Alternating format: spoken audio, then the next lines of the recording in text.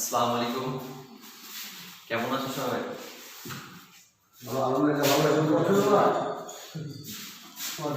পরে আমাদের মিটিং। দেখো, এটা হাদিসের সারমর্ম যে তোমাদের মধ্যে চালাক ওই ব্যক্তি যে বেশি বেশি মৃত্যুকে স্মরণ করে আর পরকালের জন্য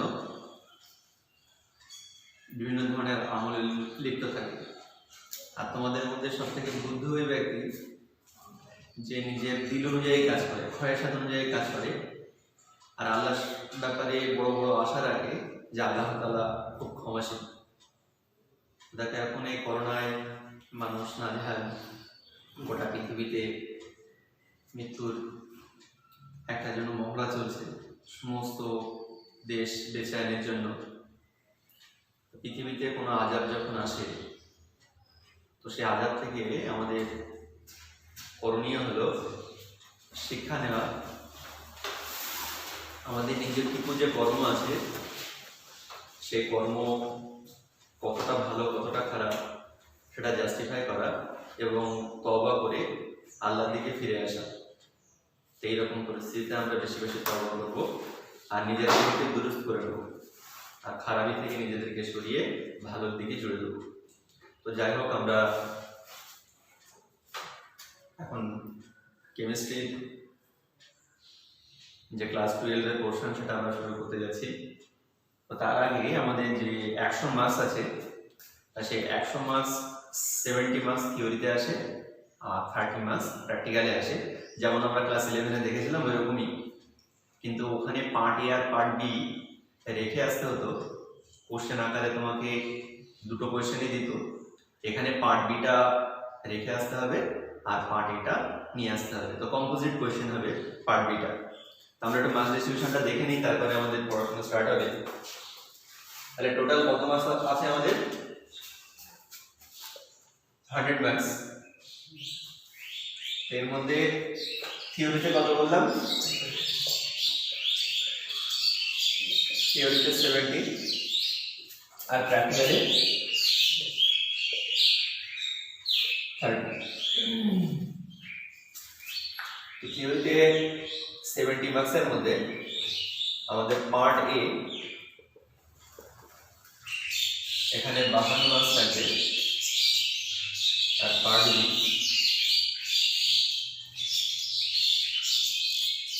এখানে 18 মার্কস থাকবে। 18 মার্কসের মধ্যে আমাদের এক দাগে এমসিকিউ কোশ্চেন আসবে 14টা,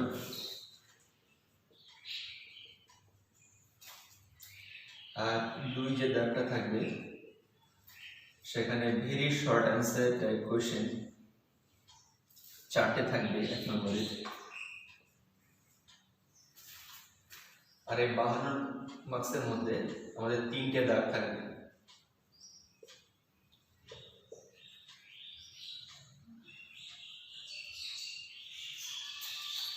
তো এক দাগে 5টি কোশ্চেন থাকবে,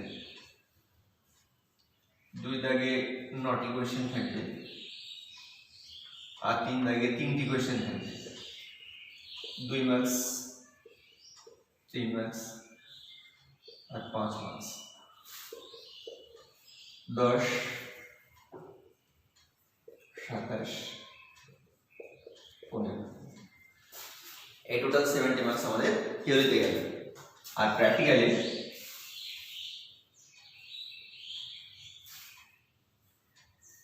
এক দাগে 10 মার্কস থাকবে, দুই দাগে 8 মার্কস থাকবে, 3 দাগে 6 মার্কস থাকবে, আর 4 দাগটা 3টে পার্টিশন করা থাকবে,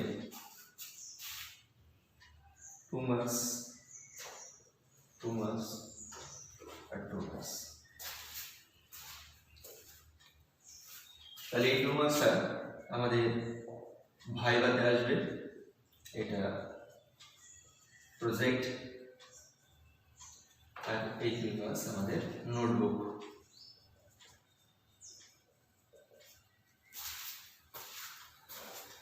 তাহলে এই টোটাল আমাদের যে 100 মাসের যাত্রা সেটা এরকম দুটো পার্টিশনে ভাগ করা থাকে।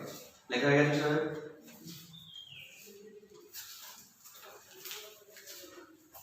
কমপ্লিট।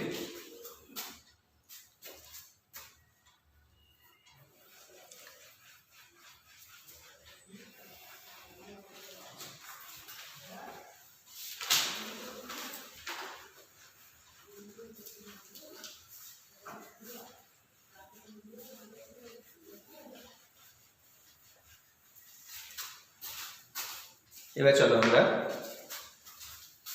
ক্লাস 12-এ আমরা 16টি অধ্যায় পড়ব। প্রথম যে অধ্যায়টা আছে সেটা হলো সলিড স্টেট। তো আজকে আমরা সলিড স্টেট শুরু করব।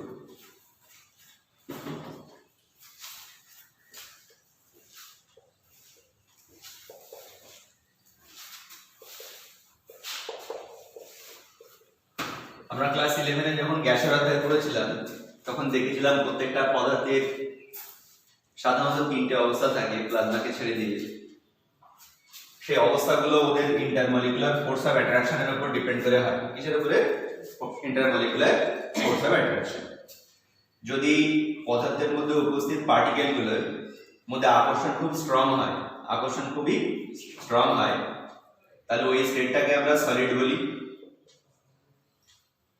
এবার তুমি যদি এখানে হিট দাও তাহলে ওদের ইন্টারমলিকুলার ফোর্স অফ অ্যাট্রাকশন কি হবে?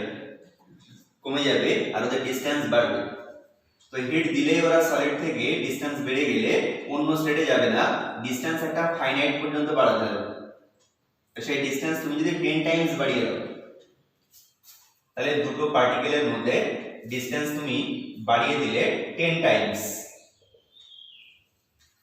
তখন যে স্টেটের জন্ম দেবে সেটাকে আমরা লিকুইড স্টেট বলি। এই জন্য ভিন্ন ভিন্ন সলিড হলে তার যে উপাদান কণাগুলো তাদের মধ্যে আকর্ষণ ভিন্ন ভিন্ন হবে। এবার সেই আকর্ষণকে ব্রেক করে 10 গুণ দূরত্ব বাড়ানোর জন্য ভিন্ন ভিন্ন অ্যামাউন্ট অফ এনার্জি লাগবে। তো যে এনার্জি দিলে যে পার্টিকুলার টেম্পারেচারে ওদের মধ্যে দূরত্বটা 10 টাইমস হয় সেই পার্টিকুলার টেম্পারেচারকে আমরা ওর মেল্টিং পয়েন্ট বলি। এই জন্য ভিন্ন ভিন্ন সলিডের ক্ষেত্রে মেল্টিং পয়েন্ট ভিন্ন ভিন্ন হয়। এবার এই স্টেট পেয়েছো intermolecular force of attraction compare to কম সলিডের থেকে। আর আরো যদি হিট দাও এদের মধ্যে ডিসটেন্স বাড়বে না কমবে? এবার এই যে ডিসটেন্স বাড়ছে বাড়তে বাড়তে বাড়তে বাড়তে যদি 100 টাইমস করো, 100 টাইমস এর আগে কিন্তু লিকুইড স্টেটেই থাকবে, তাহলে 100 টাইমস হওয়ার আগ পর্যন্ত লিকুইড হলো। আর যেই দূরত্বটা 100 টাইমস হয়ে গেল তখন যে স্টেটের জন্ম দেবে সেটাকে আমরা গ্যাস ফেজ বলি, গ্যাসিয়াস স্টেট বলি। তো সেখানে দুটো কনস্টিটিউয়েন্ট পার্টিকেলের মধ্যে ডিসটেন্স হবে 100 টাইমস। কার কম্পেয়ারে? সলিডে যে পার্টিকেলগুলো আছে তার কম্পারিজনে ওটা 100 টাইমস যদি ডিসটেন্স বেড়ে যায় তাহলে সেই স্টেটটাকে আমরা গ্যাস ফেজ বলি, গ্যাসিয়াস ফেজ বলি। এখন আমাদের পড়ার বিষয় হচ্ছে সলিড স্টেট। তো খেয়াল করো এর মধ্যে বেসিক যে বৈশিষ্ট্যগুলো, তাহলে 1 নম্বর আকর্ষণের ব্যাপারে আমরা কি দেখলাম যে এতগুলো স্টেট আছে, এই 3টে স্টেট আছে। তো এর মধ্যে সবথেকে কনস্টিটিউয়েন্ট যে পার্টিকেল উপাদান যে কণা, সেই কণাগুলোর মধ্যে আকর্ষণ এই 3টা স্টেটের মধ্যে কোনটাই বেশি? সলিড। তাহলে আকর্ষণ সর্বোচ্চ, আকর্ষণ সর্বোচ্চ। আচ্ছা বলো তো এখানে বেশি অর্ডার অবস্থায় আছে পার্টিকেল গুলো না এখানে না ওখানে? অর্ডার মানে ওরা সুন্দরভাবে অ্যারেঞ্জ হয়ে আছে কোন জায়গায়? তাহলে অ্যারেঞ্জমেন্ট, সজ্জা সর্বোচ্চ এখানে বেশি।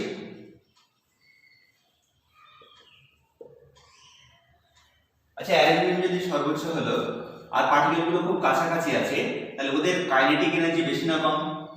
এই 3টে স্টেটের মধ্যে কাইনেটিক এনার্জি র্যান্ডমনেসের উপর ডিপেন্ড করে, যে যত র্যান্ডম হবে তার কাইনেটিক এনার্জি তত বেশি হবে। তাহলে মিনিমাম কাইনেটিক এনার্জি এর আছে, তাহলে গতিশক্তি, গতিশক্তি সর্বনিম্ন। দেখো লিকুইড আর গ্যাস অনেক বেশি আয়তন দখল করে থাকে, এদেরও ফাইনাইট ভলিউম আছে, এদের ফাইনাইট একটা শেপ আছে। তো এরা দেখো একটা নির্দিষ্ট অ্যারেঞ্জমেন্ট থাকার কারণে এদের 3 ডাইমেনশনাল গঠন পাবো আমরা। কি পাবো বলো? তাহলে এদের গঠনটা সুনির্দিষ্ট, আর এদের একটা ভর আছে, এদের একটা ফাইনাইট আয়তন আছে, ওদেরও আয়তন আছে। তাহলে গঠনটা সুনির্দিষ্ট, একটা ফাইনাইট ভর আছে, ফাইনাইট আয়তন আছে। পদার্থের সেই অবস্থাটাকে আমরা কি বলি? সলিড। তাহলে সলিডের সংজ্ঞা পেয়ে গেলাম আমরা কি? পদার্থের যে অবস্থার মধ্যে উপাদান কণাগুলোর কাইনেটিক এনার্জি সর্বনিম্ন, আকর্ষণ সর্বোচ্চ, আর কণাগুলোর সজ্জা সর্বোচ্চ, আর যাদের গঠন সুনির্দিষ্ট, ভর এবং আয়তনধারী পদার্থের সেই বিশেষ অবস্থাটাকে আমরা কি বলি? সলিড। সংজ্ঞা ক্লিয়ার হলো? আর এইগুলো আমরা ওর বৈশিষ্ট্যের আন্ডারে ফেললাম। লিখে নিয়েছো?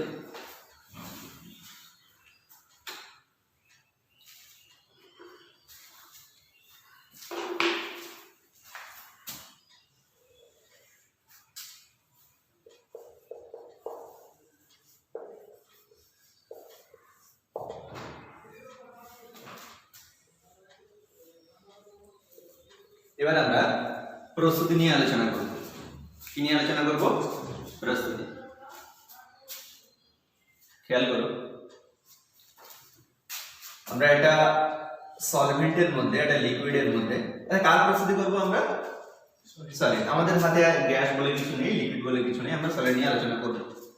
তো আমরা দেখো সলভেন্ট নিয়েছি, সেম টাইপ অফ সলভেন্ট, জল হতে পারে। এবার এখানে সলিড দেব, দ্রাব দেব। তো দ্রাব দিয়ে আমরা একটা সম্পৃক্ত দ্রবণ বানালাম। এগুলো সলিড পার্টিকেল আছে। ইকুয়াল অ্যামাউন্ট অফ আছে, কারণ আমাদের এখানে সলভেন্টটা ইকুয়াল অ্যামাউন্ট নিয়েছি। আচ্ছা, এখন যদি তুমি এর নরমাল রুম টেম্পারেচারে থাকে, সলিউশন হয়ে আছে, এবার যদি এটাকে ঠান্ডা করো, তাহলে কি কাইনেটিক এনার্জি বাড়বে না কমবে? কমবে। তাহলে পার্টিকেলগুলো আস্তে আস্তে কাছে আসবে। এরকম ভাবে আমরা ধীরে ধীরে ঠান্ডা করছি, একেও ঠান্ডা করছি। ঠান্ডা লাগো, এখানে আমরা খুব ধীরে ধীরে করছি, ধীরে ধীরে।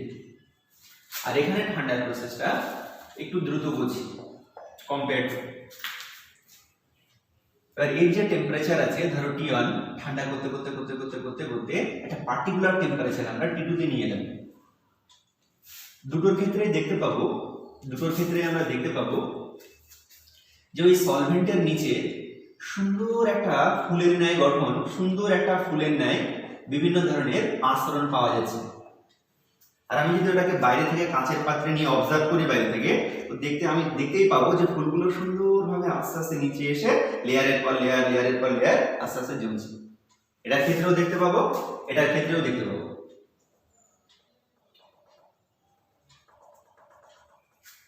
কিন্তু একটা বিশেষ বৈশিষ্ট্য হচ্ছে, তুমি যদি ধীরে ধীরে ঠান্ডা করে সিস্টেমটাকে নিয়ে আসো T2 টেম্পারেচারে, আচ্ছা কোনটা বড় অংশটা, T1 না T2?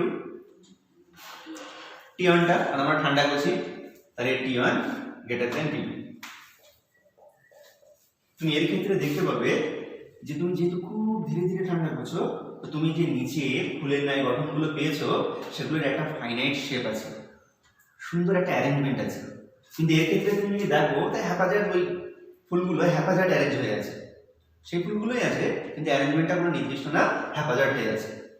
ঠিক একটা উদাহরণ শোনো, ওই ইট দেখেছো তোমরা, ইট, তো যখন লরি থেকে ইটগুলো নামায়, তো যদি লরির পেছনটাকে উল্টে দেয়, ইটগুলো কি হবে? এলেগুলো হ্যাপাজার্ড র্যান্ডম একটা অ্যারেঞ্জমেন্ট হয়ে থাকবে না, ওইটা হচ্ছে এটা। এবার ইটগুলো তোমরা কি করলে, একটা একটা করে সুন্দর করে সাজিয়ে একটা সুন্দর অ্যারেঞ্জমেন্ট যদি দাও, তাহলে একটা ওকে হ্যাপাজার্ড দেখতে মনে হবে না, একটা অর্ডার্ড অবস্থা, সুন্দর একটা শেপ, সুন্দর একটা আকৃতি হলো মনে হবে? কোনটার ক্ষেত্রে? উল্টে দেওয়ার ক্ষেত্রে? হ্যাঁ, ওই সাজিয়ে রাখার কথা, ওই সাজিয়ে রাখাটা হলে। তাহলে দেখো আমরা কঠিন প্রস্তুত করলাম, এই যে নিচে যেটা ফুলের ন্যায় বলছি, ওটা হলো সলিড স্টেট পদার্থের, আগে সলিউশনে ছিল, তাকে আমরা সলিডে নামালাম। এইভাবেই সলিডকে আমরা প্রস্তুত করি। তো এই এক ধরনের সলিড বানালাম, এই এক ধরনের সলিড বানালাম। তো এখন আমরা সলিডের প্রকার দেখব, সলিডের প্রকার। তাহলে গঠনের ভিত্তিতে সলিড দুই রকমের, এই যে সুন্দর একটা অ্যারেঞ্জমেন্ট वाला পেয়েছো এটাকে আমরা ক্রিস্টালাইন বলি। কি বলি বলো? আর এই যে হ্যাপাজার্ড একটা অবস্থা হয়েছে এটাকে আমরা অ্যামরফাস বলি। ক্রিস্টালাইন নিয়তাকার আর অ্যামরফাস অনিয়তাকার। ওকে, তাহলে এই ক্রিস্টালাইনের উদাহরণটা আমাদের দেখো, আমরা সচরাচর যেমন ব্যবহার করি খাদ্য লবণ NaCl, সুগার C6H12O6, হীরক, গ্রাফাইট। অ্যামালগাসের উদাহরণ দেখো কাঁচ, রবার, প্লাস্টিক। তাদেরটা লেখা হয়ে গেছে সবাই? জানিয়ে লেখা।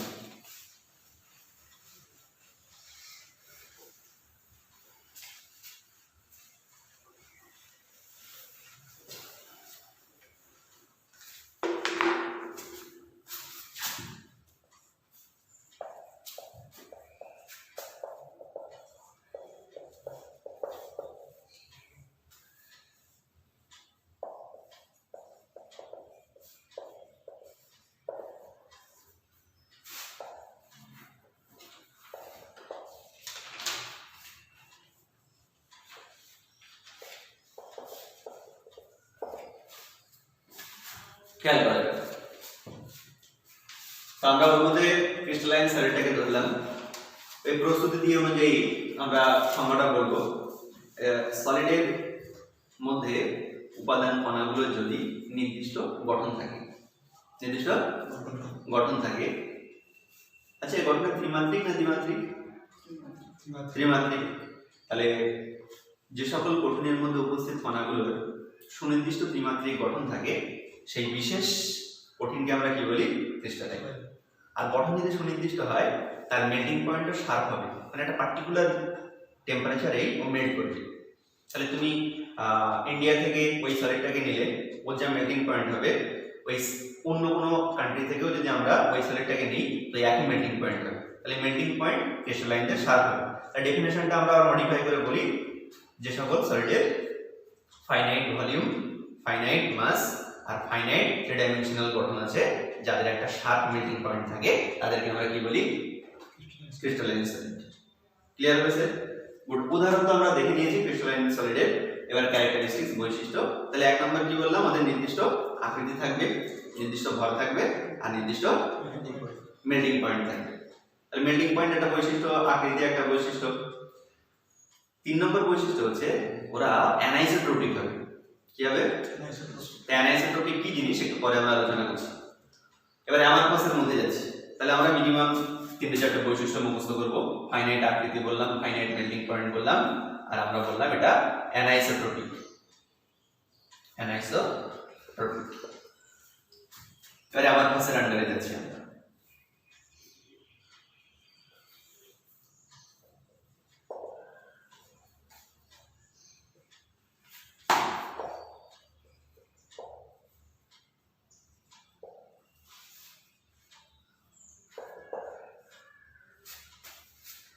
এই পার্থক্য আকারে পড়বো না। তাহলে এক নম্বর কি? যে ওদের নির্দিষ্ট আকৃতি নেই, ওদের নির্দিষ্ট গলনাঙ্ক নেই, আর এরা কি হয়? আইসোট্রপিক হয়।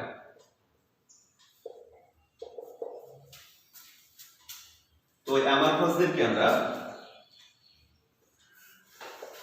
শব্দ কঠিন বলি বা সুপার কুলড লিকুইড বলি। তো দেখো কেন এরকম বলে এই দুটো?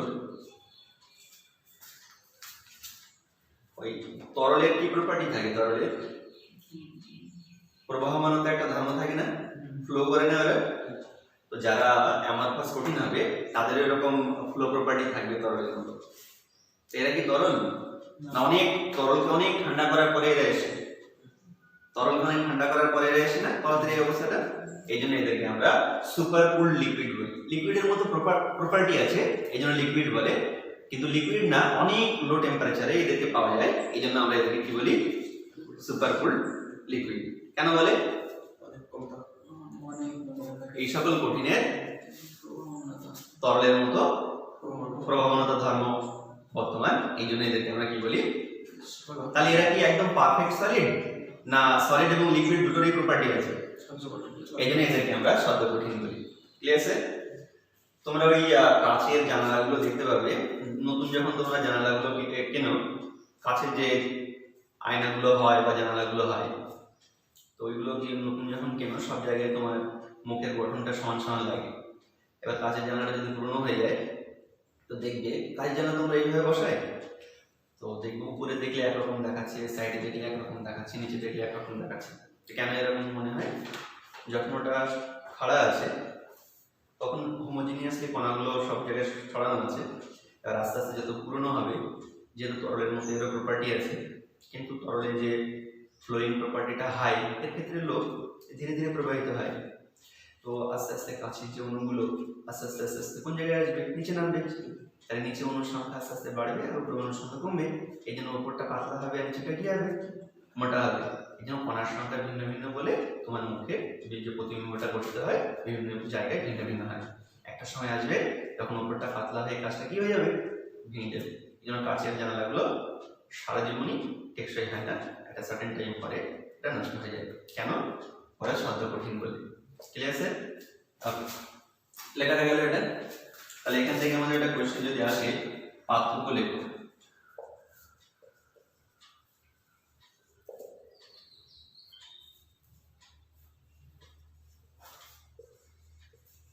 কেলাসাকার কঠিন ও অনিয়তাকার কঠিন।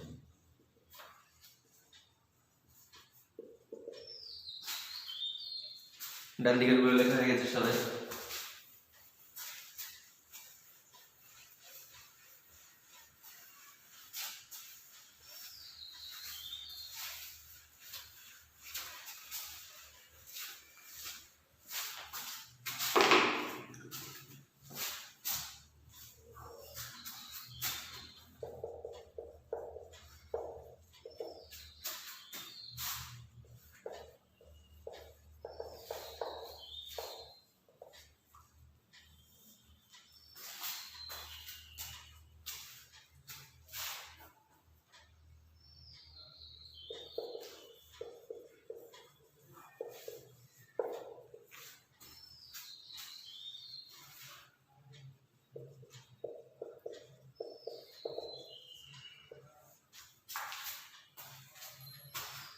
দেখো, এই অ্যামারফাসের ক্ষেত্রে তোমার কণাগুলো বলেছিলাম, ধর এটা একটা সলিড আছে, তো অ্যামারফাসের ক্ষেত্রে কণাগুলোর কোনো সুনির্দিষ্ট অ্যারেঞ্জমেন্ট নেই, নাকি?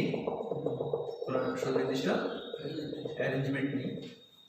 আর যদি তোমার ক্রিস্টালাইন হয়, সেখানে পার্টিকেলগুলো একটা নির্দিষ্ট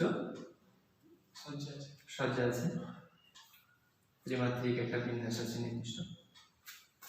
একটা জিনিস খেয়াল করো, তুমি যদি এই বরাবর আসো তাহলে ইকুয়াল ডিস্টেন্সে তুমি সেম নাম্বার অফ পার্টিকেল পাচ্ছ। তুমি যদি এই ডিরেকশনে যাও ঠিক সেম ইকুয়াল ডিস্টেন্সে তুমি সেম নাম্বার অফ পার্টিকেল পাচ্ছ। কিন্তু এর ক্ষেত্রে এইদিকে গেলে হ্যাপাজার্ড হয়ে আছে, সুনির্দিষ্ট সজ্জা নেই, সব এলোমেলো হয়ে এক জায়গায় আছে। এটাকে আমরা পাউডার টাইপ বলি। পাউডারের মতো, যে পাউডার তুমি এক জায়গায় রাখলে সব এক জায়গায় ঘুরমুড়ো হয়ে থাকে না, ওরকম। এখানে দেখো তোমার এক্স ডিরেকশন আর ওয়াই ডিরেকশনে কণার সংখ্যা ডিরেকশন অনুযায়ী একই আছে, কিন্তু তুমি যদি এরকম ডায়াগোনাল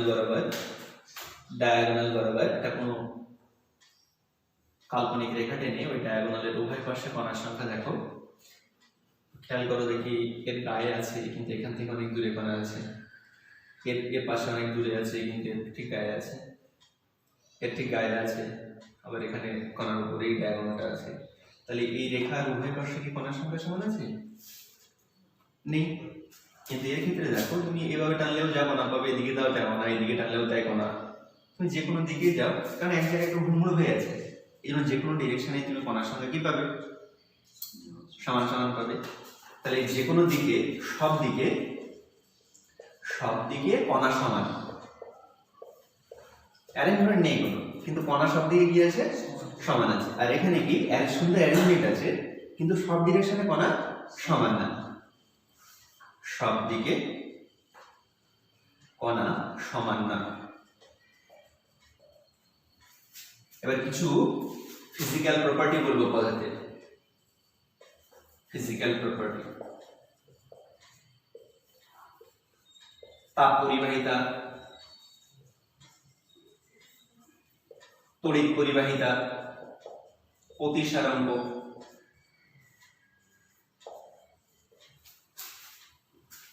এগুলো পদার্থের ফিজিক্যাল প্রপার্টি বলে।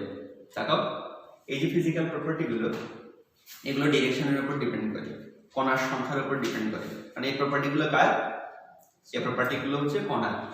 একটা পদার্থের মধ্যে যে কণাগুলো থাকবে সেই কণারই এই ফিজিক্যাল প্রপার্টি গুলো হয়। তাহলে যদি এক্স ওয়াই জেড সব ডিরেকশনে কণা সমান সমান থাকে, তাহলে তাদের ফিজিক্যাল প্রপার্টি কি হবে? সমান হবে। তাহলে একটা সলিড আছে, তার এক্স ওয়াই জেড ডিরেকশনে তুমি যে কোনো জায়গায় যদি তাপ দাও তাকে, সব জায়গায় সমান গরম লাগবে যদি কণার সংখ্যা সমানভাবে অ্যারেঞ্জ হয়ে থাকে। তাহলে এই সকল ফিজিক্যাল প্রপার্টি গুলো ডিপেন্ড করে কার উপরে? নির্ভর করে কার উপরে? নির্ভর করে কণার সংখ্যার উপরে, কণার সংখ্যার উপর। এবার আমাকে বলো তো, এই সকল প্রপার্টি গুলো যদি ক্রিস্টালাইনের ক্ষেত্রে দেখো, তাহলে এই ডিরেকশনে ওই প্রপার্টি গুলো যা হবে, এই ডিরেকশনে ডায়াগোনাল বরাবর একই হবে, না ডিরেকশন চেঞ্জ হলে প্রপার্টি গুলো চেঞ্জ হবে? ভেরি গুড, ডিরেকশন চেঞ্জ হলে প্রপার্টি চেঞ্জ হবে। এই যে ধর্ম ক্রিস্টালাইনের, এই ধর্মটাকে আমরা বলি অ্যানাইসোট্রপিক। এই ধর্মটাকে কি বলি? অ্যানাইসোট্রপিক। অর্থাৎ এই সকল ফিজিক্যাল প্রপার্টি সব ডিরেকশনে সমান হবে না, আলাদা আলাদা হবে। যাদের এই ধর্মটা আছে তাদেরকে আমরা কি বলি? অ্যানাইসোট্রপিক। এদের ক্ষেত্রে এই সকল প্রপার্টি গুলো যে কোনো ডিরেকশনে একই হবে না আলাদা হবে? একই হবে। এদের এই ধর্মটাকে আমরা কি বলি? আইসোট্রপিক। তাহলে কারা আইসোট্রপিক হয়? অ্যামারফাস। আর কারা অ্যানিসোট্রপিক হয়? ক্লিয়ার হয়েছে না হয়নি? ওকে, তাহলে আমরা এখান থেকে আইসোট্রপিক কাকে বলে, অ্যানিসোট্রপিক কাকে বলে সংজ্ঞা পড়ে ফেললাম। আর একবার রিক্যাপ হয়ে যায়। অ্যামারফাস কঠিনের ক্ষেত্রে যে কোনো দিকেই উহাদের ভৌত ধর্মগুলো একই থাকে, এই জন্য উহাদেরকে আমরা কি বলি? অ্যানিসোট্রপিক। ওই ধর্মটাকে কি বলি? আর ওর ক্ষেত্রে আলাদা আলাদা হয়, এই ধর্মটাকে ওর কি বলি? অ্যানিসোট্রপিক। ক্লিয়ার আছে? ওকে, বাদিকে লেখা হয়ে গেছে সবাই? নেক্সট।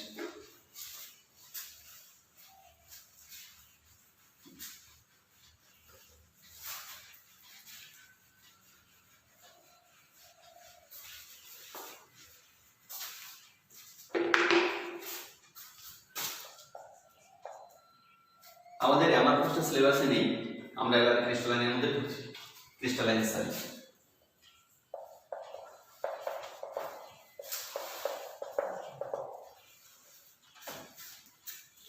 ক্রিস্টালাইন সলিডের মধ্যে উপাদান কণা আছে নাকি?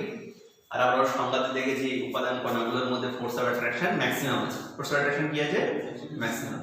তো ওই ফোর্স অফ অ্যাট্রাকশন কি টাইপের, ওই টাইপের উপর ডিপেন্ড করে আমরা এখন ক্রিস্টালাইন সাবস্টেন্সের ক্লাসিফিকেশন করব। তাহলে কিসের ভিত্তিতে? উপাদান কণাগুলোর, উপাদান কণার মধ্যে আকর্ষণের ভিত্তিতে, আকর্ষণের ভিত্তিতে।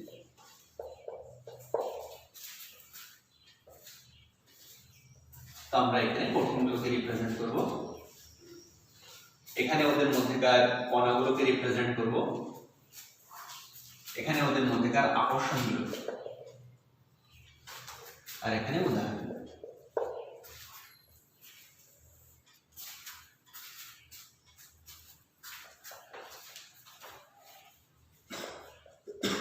আণবিক কঠিন।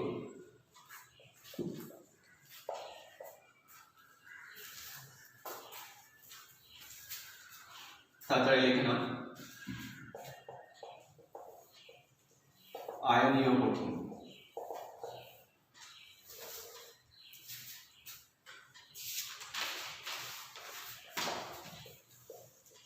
ধাতব কঠিন।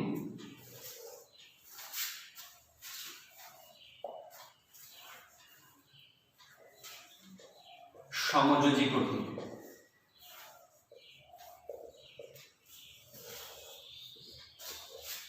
খেয়াল করো, আণবিক কঠিন এর নাম থেকে মনে হচ্ছে যে এই যে কনস্টিটিউয়েন্ট পার্টিকেল গুলো হবে, উপাদান কণাগুলো হবে, তারা অণু হবে।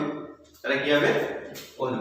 সে অণু আমরা ক্লাস 11 এ পড়েছিলাম যে পোলার নাম্বার দু টাইপের হতে পারে। তাহলে এই যে উপাদান কণা, সেটা হচ্ছে পোলার ও নন পোলার অণু। আয়নীয় কঠিন, তাহলে আয়নীয় কঠিন মানে উপাদান কণাগুলো কি হয় বলো? আয়ন। তাই এক ধরনের আয়ন দিয়ে কি কঠিন তৈরি হয়, যৌগ তৈরি হয় দুই ধরনের। তাহলে এর উপাদান কণা হচ্ছে পজিটিভ ও নেগেটিভ আয়ন। ধাতব কঠিন, লোহা বা তামা যে কঠিন পদার্থগুলো দেখি, তো ওখানে কি যৌগ আকারে থাকে না ওরা সিঙ্গেল এলিমেন্ট আকারে থাকে? গুড। তাহলে উপাদান কণা পরমাণু, উপাদান কণা পরমাণু।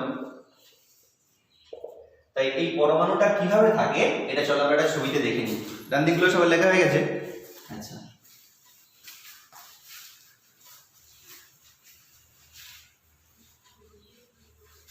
তোমরা ওই ঘুড়ি বানিয়েছো ছোটবেলায় না? তো ঘুড়িতে আগে একটা চাক বানানো হয়, চাক একটা ফ্রেম বানানো হয়। তো যারা ধাতব সলিড আকারে থাকে ওদের আউটারমোস্ট শেলে ফ্রি মুভিং ইলেকট্রন থাকে, মানে সহজেই রিমুভেবল ইলেকট্রন থাকে। রুম টেম্পারেচার পড়লে ইলেকট্রনগুলো পৃষ্ঠ ত্যাগ করে অবস্থান করে। যদি একটা মেটাল একটা ইলেকট্রন ত্যাগ করে তাহলে ও পজিটিভ চার্জে কনভার্ট হয়। যে কোনো সলিড যদি মেটালিক হয়, ধাতব সলিড হয়, তাহলে ওখানে মেটাল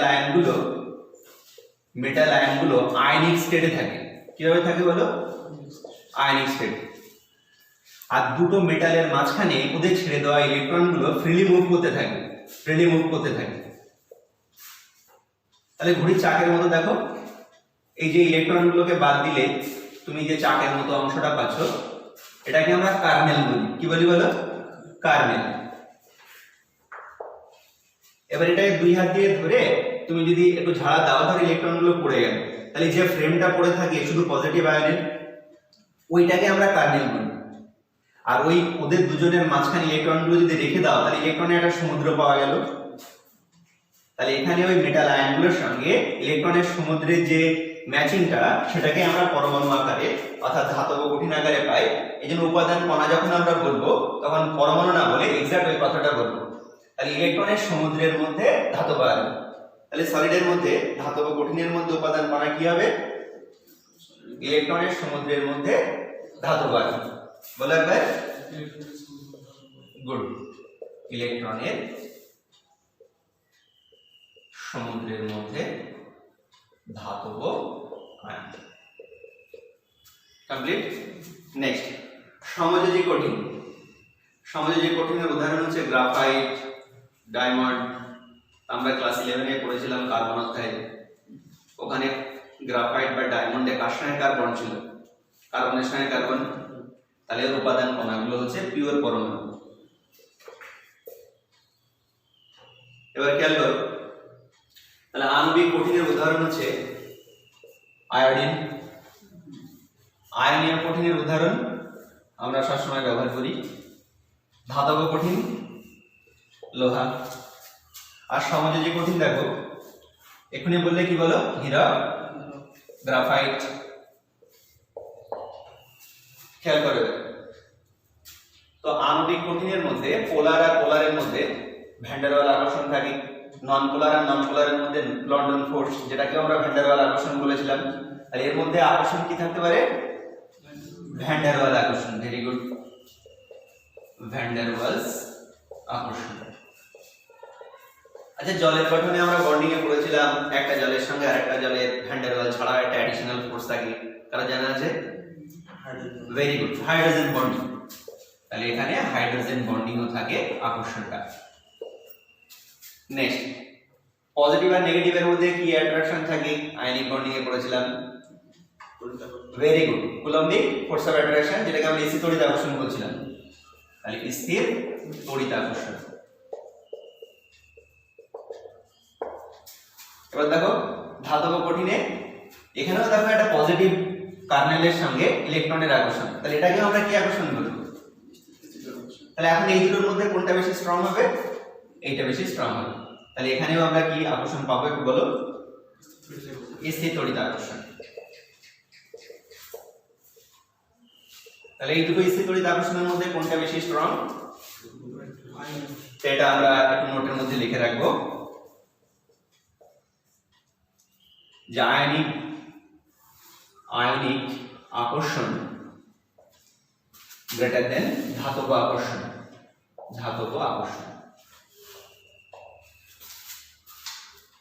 নেক্সট, সমযোজী কঠিনের ক্ষেত্রে আমরা ওখানে খেয়াল করেছিলাম যে অসংখ্য সেম টাইপের এলিমেন্টের মধ্যে কোভ্যালেন্ট বন্ড ছিল। এর সংখ্যাটা কি একটা ছিল, অসংখ্য ছিল। এটাকে আমরা কোভ্যালেন্ট নেটওয়ার্ক বলি। এটা কি বলি? তাহলে এদের মধ্যে ফোর্স অফ অ্যাট্রাকশন হচ্ছে কোভ্যালেন্ট নেটওয়ার্ক বা সমযোজী আকর্ষণ।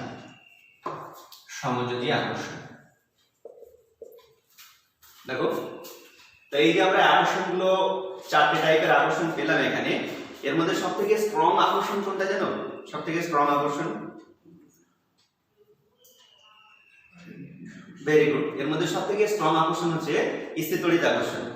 কিন্তু কোভ্যালেন্ট নেটওয়ার্কের সংখ্যা এতটা হিউজ থাকে ওই সলিডের মধ্যে যে আমরা অ্যাজ এ হোল যদি গোটা সলিডটাকে কনসিডার করি তাহলে সবথেকে স্ট্রং হচ্ছে এটা, তারপর আয়নিক, তারপরে মেটালিক, তারপরে ভ্যান ডার ওয়াল। তাহলে আমাদের 1 2 3 4 করে যদি আমরা অ্যারেঞ্জ করে দিই তাহলে আমাদের এই অনুযায়ী ফোর্স অফ অ্যাট্রাকশন আকর্ষণ সবচেয়ে বেশি হবে। আমরা as a whole compound consider করছি, তাহলে আকর্ষণ সবথেকে কোনটা বেশি হবে? 4 নম্বরের, তারপর 2, তারপর 3, তারপর 1। এখান থেকে আমরা নিটের জন্য একটা নোট মুখস্থ রাখবো। সবথেকে কোভ্যালেন্ট নেটওয়ার্কটা ব্রেক করার জন্য অ্যামাউন্টটা বিট বেশি লাগলেও মেল্টিং পয়েন্ট সবথেকে হাই হবে আয়নিক কঠিনের ক্ষেত্রে। তাহলে মেল্টিং পয়েন্ট হাই কোন সলিডের ক্ষেত্রে? আয়নিকের ক্ষেত্রে।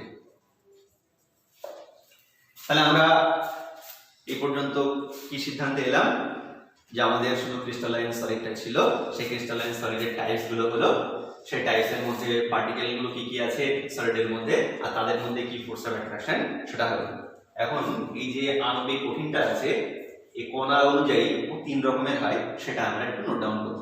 বাদে এটা লিখে নাও, দনিকটা সহজ হয়ে গেছে? আচ্ছা, নোটটা লিখে নিয়েছো?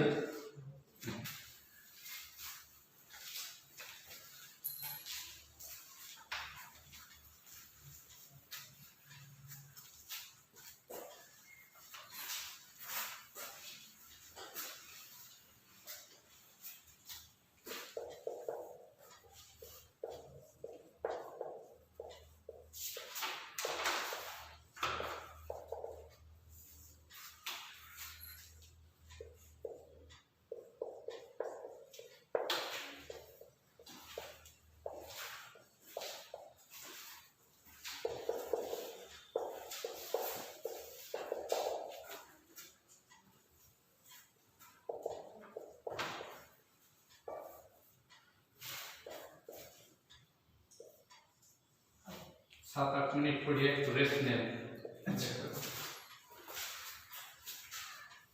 খেয়াল করো, যদি অণুটা পোলার হয় তাহলে ওদের দ্বারা যে কঠিনটা গঠিত হবে তাকে আমরা পোলার আণবিক কঠিন বলব। তো এর উদাহরণটা, যে কোনো পোলার অণু SO2 গ্যাস হয়, কিন্তু যখন আমরা অনেক লো টেম্পারেচারে নিয়ে আসবো তখন সলিড ফর্মে চলে আসবে। নন পোলার I2 নন পোলার ও যখন সলিড ফর্মে আসবে। পারমাণবিক আণবিক কঠিন, দেখো যে সকল মৌলরা প্রকৃতিতে আণবিক স্টেটেও যেমন থাকে আর মৌলিক স্টেটেও একই থাকে, যেমন হিলিয়াম, নিয়ন, আর্গন, ওরা কি কখনো দ্বিপারমাণবিক হয়? ওটা আমরা রাসায়নিক বন্ধন নিয়ম ডায়াগ্রাম থেকে পড়েছিলাম, ওরা সবসময় সিঙ্গেল অ্যাটমিক মলিকিউল হয়। তাহলে ওই সকল পারমাণবিক পদার্থ যে কঠিন আকারে দেবে সেই কঠিনটাকে আমরা পারমাণবিক আণবিক কঠিন বলি। তো তোমরা হিলিয়াম সাধারণত বা নিষ্ক্রিয় গ্যাস বলে জেনেছো, কিন্তু ওটাও যদি আমরা অনেক লো টেম্পারেচারে নিয়ে আসি তাহলে ওদের মধ্যে যে ভ্যান ডার ওয়াল ফোর্স থাকে তার দরুন আস্তে আস্তে ওরা কিসে পরিণত হবে? কঠিনে পরিণত হবে। তাহলে ওরা যে কঠিনগুলো দেয় সেই কঠিনগুলোকে আমরা পারমাণবিক আণবিক কঠিন বলি। তাহলে হিলিয়াম সলিড স্টেটে বা নিয়ন সলিড স্টেটে যখন থাকবে, খেয়াল করো। তাহলে এই যে পোলার আণবিকের মধ্যে আমাদের ফোর্স অফ অ্যাট্রাকশন কি কি থাকতে পারে? পোলারের মধ্যে এখানে আইস হতে পারে বড় সলিড। তাহলে এক তো পোলারের মধ্যে আমরা ক্লাস 11 এ গ্যাসের অধ্যায়ে পড়েছিলাম ডাইপোল ইন্টারঅ্যাকশন থাকে, কি থাকে? আর যদি আইস হয় এই জাতীয় হয় যেখানে অক্সিজেন বা ফ্লোরিন বা নাইট্রোজেন এই তিনটে এলিমেন্ট আছে, তাহলে ওখানে ডাইপোল ডাইপোল ইন্টারঅ্যাকশন ছাড়াও হাইড্রোজেন বন্ডন প্রেজেন্ট থাকে, হাইড্রোজেন বন্ডিং। তাহলে একটা ফোর্স কি বললাম, ডাইপোল ডাইপোল ইন্টারঅ্যাকশন, আর একটা কি বললাম, যদি এই তিনটে এলিমেন্টের মধ্যে কেউ থাকে তাহলে সেই সকল পোলার মলিকিউলের মধ্যে আবার হাইড্রোজেন বন্ডিংও আমরা দেখতে পাবো। নন পোলারের মধ্যে শুধুই মাত্র ভ্যান ডার ওয়াল আকর্ষণ বল, ভ্যান ডার ওয়ালস। এই ভ্যান ডার ওয়ালসকে আমরা লন্ডন ফোর্স বলি, লন্ডন ফোর্স, যেখানে দুজনেই নন পোলার। তাহলে একই রকম ভাবে এখানেও লন্ডন ফোর্সই আছে, এটাও ভ্যান ডার ওয়াল আকর্ষণ বল। আমরা ক্লাস 11 এ গ্যাস অধ্যায়ে ভ্যান ডার ওয়ালসের টাইপস গুলো দেখেছিলাম। তাহলে শেষ হয়ে গেল আমাদের ক্রিস্টালাইন সাবস্টেন্সের যে টাইপস গুলো। এবার আমরা এই যে সলিড অধ্যায়টা পড়তে গেলে বিশেষ কয়েকটা টার্মসের সাহায্য নিতে হয়, তো আমরা পরের ক্লাসে ইনশাআল্লাহ ওই সলিডের যে বিশেষ রাশিগুলোর উপর ডিপেন্ড করে গোটা অধ্যায় নির্ভর করবে সেই টার্মগুলো পড়বো ইনশাআল্লাহ। আসসালামু আলাইকুম।